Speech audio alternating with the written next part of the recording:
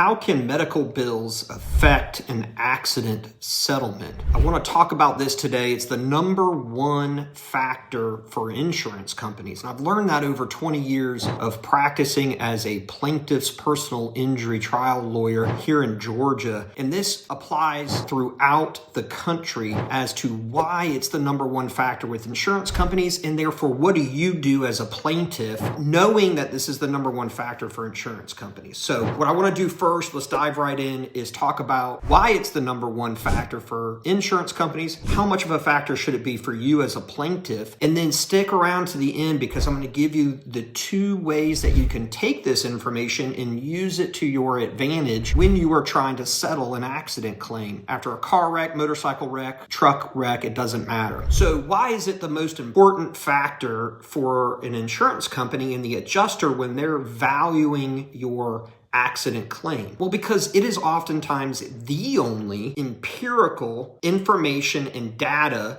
that they can plug into their computer systems. They all use them and have the computer spit out a number. This is how insurance companies like to handle trying to settle cases, both pre-lawsuit and in lawsuits. Why? Because it takes away the human element of anything, and God forbid an adjuster gives more money because they feel bad for the plaintiff, that sort of thing. So they stuff this information empirically into a computer and it spits out a number. This is what you should settle it for. So it has a big component there and factor with the computer system, and therefore what the adjuster is going to have authority-wise. The only other empirical number would be lost wages. Oftentimes people don't have lost wages, or they have such little in lost wages you really don't want to argue over it. It doesn't really help your case.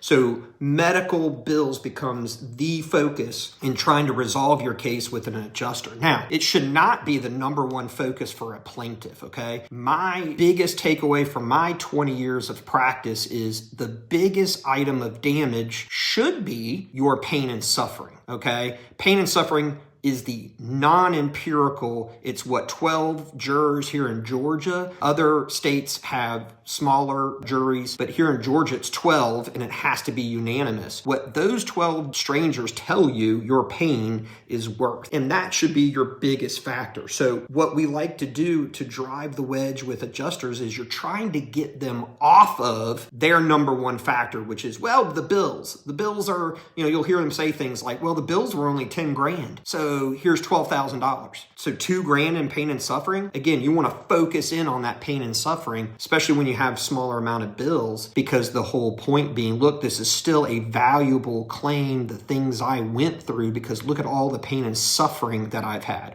What is 12 jurors going to give me? They're only going to give me $2,000 for what I went through? Come on now. So that's why I say you got to know it's the number one factor for adjusters. It helps you in negotiating to know what their pressure point is. But you want to be arguing at the same time, pain and suffering, pain and suffering, pain and suffering. And remember, it's past, present, future. So what do you do? How do you handle it? Well, the other thing that you want to remember is not only is it the only empirical number, it's also important to jurors for a mental concept called primacy. You're priming the jury based off of what your medical bills, the empirical numbers are. That's why adjusters look at it as the most important factor, because they know jurors can just look at something, grasping for things. What do I give these people for pain and suffering? Well, how much do they have in something I can grasp onto? Medical costs. All right, $10,000 in medical costs. So do I give them another $10,000 for pain and suffering? So a $20,000 reward. Do I give them 2 times their medical costs for pain and suffering? $20,000. So a $30,000 verdict, and so on and so forth. And it's true. Jurors, we've talked to jurors after trials, and oftentimes they do use primacy. The only number they keep hearing is, this is what the medical costs were. This is what the medical costs were, and base a verdict off of those numbers. So we know that. And again, that's why strategically we're trying to get in there and say, folks, don't do that. It's not all about the medical cost. Yes, pay them their medical costs, but listen to the pain and suffering. And let's give you some things to try to calculate pain and suffering. Here's what we think the pain and suffering should be worth for the 6 months, 6 weeks, 6 years, lifetime pain and suffering.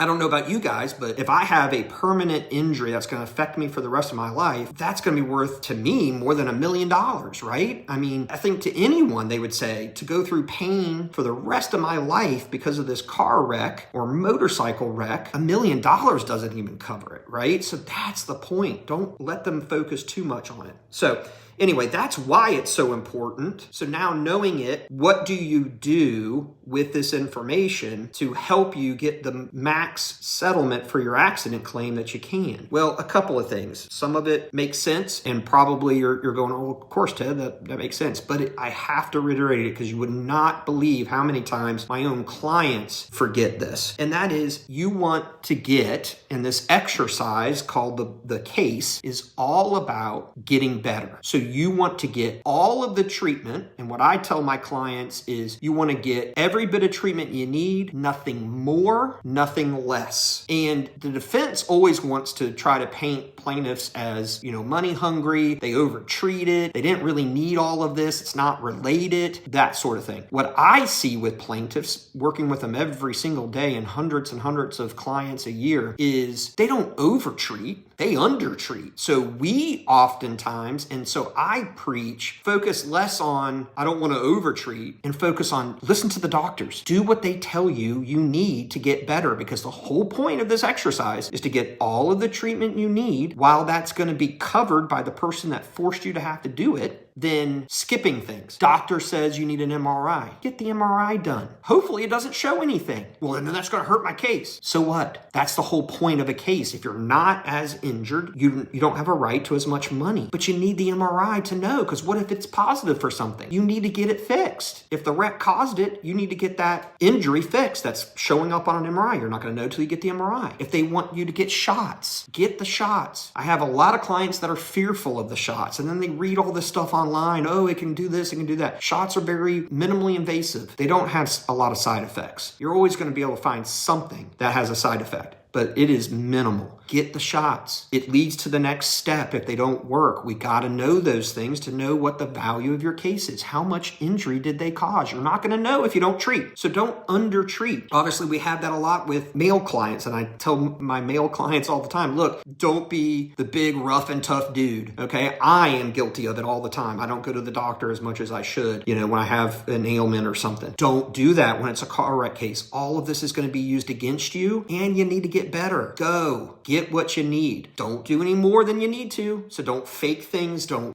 say, oh, I need to go see a chiropractor and an ortho and a neurologist No, if the doctors are not referring you to these people, don't force those things, but get the treatment you need. Then you have to remember, in most states, there are some, Georgia's one of the traditional, which is you use the full amount of your bills in negotiating. So the primacy number, right, that jurors are going to be primed to, that the adjuster takes as the most important factor in settling a case, it's the full amount of your bills, not what health insurance paid, not what a funding company paid. It's what's the full amount for that MRI, for that surgery, for the physical therapy for 6 weeks or 6 months or a year. What is it? It's the full amount before any payments by third parties. That's how the law forces us to do it here in Georgia and a lot of other states. Some states have laws. We had a case in, I believe it was Indiana, where the law actually says the opposite, is you can't use the full amount of the bills. It's what was actually paid, health insurance, funding, whatever. So follow the rules of your state, but don't let the adjuster, and we get it all the time here in Georgia when people are unrepresented. Oh, ma'am, we only go by what your health insurance paid. It's not the law. What we're presenting to the jury, and I call it